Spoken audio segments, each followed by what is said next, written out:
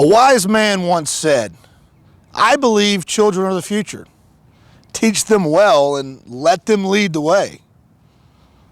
Well, maybe you think that's wise, maybe you don't, but today we've got a guy, Jim Weldon's here to talk about teaching our children well so that when they grow up, they can be fantastic baseball players. It's T-ball, the fundamentals that they learn at 4 and 5 years old and how they carry on even into college, the exact same drills. In fact, I just heard an all-star catcher on the radio yesterday saying that kids don't hit off of a tee enough. And if you saw our show with Chrissy Rapp, you know I could have used a little better instruction at the T-ball level. So today, it's T-ball right here on Clubhouse Gas. Foul ball. Do-over.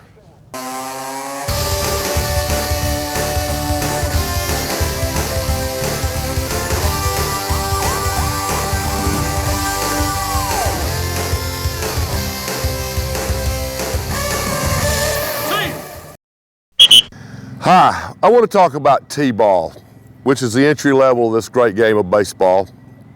I think sometimes people overlook the fundamentals you can learn at this age and how those same fundamentals carry over and over and over all the way up into high school, even college baseball. When I go around, I walk on practice fields, and some of the things we're going to talk about today, I use now in a team, the 11 and 12-year-old team I coach.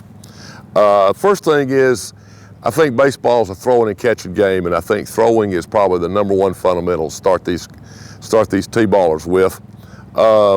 First thing is get that elbow up, get that arm up. And I like to show them, young guys, young kids, it's like swimming. Get that arm swinging.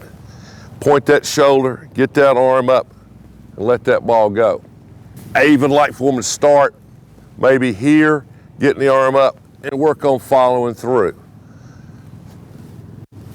Both of those, that drill right there, you'll walk on fields all over, college, high school, even major league.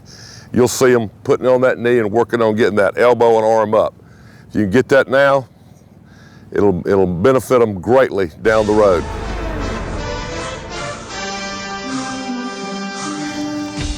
Real important, throwing the ball. Next thing is catching the ball.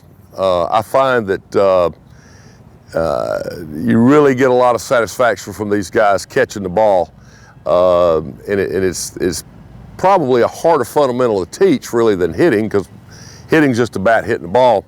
First thing, I like wiffle golf balls. Take a wiffle golf ball and just toss it. Getting the guys catching it with their hands, reaching out, letting the ball come to them. There's no fright, no terror in the ball. It's actually kind of fun, just tossing the ball, boom, catch it with your hand.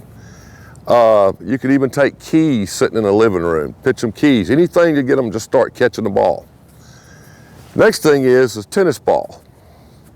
Tennis ball, they already know, is fun. It's yellow, it's bright. Take a tennis ball, barehanded, roll grounders. Catch grounders with 2 hands. No glove, just using your hands. A lot of skills, work on a lot of skills with just a hand. The Wizard of Oz, the great shortstop at St. Louis, used to take grounders every day on his knees barehanded. So you can see that this fundamental will build all the way up.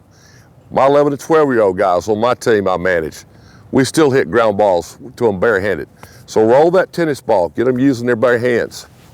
Then the riff ball that you use for T-ball is a nice soft ball. Now you're ready for the glove.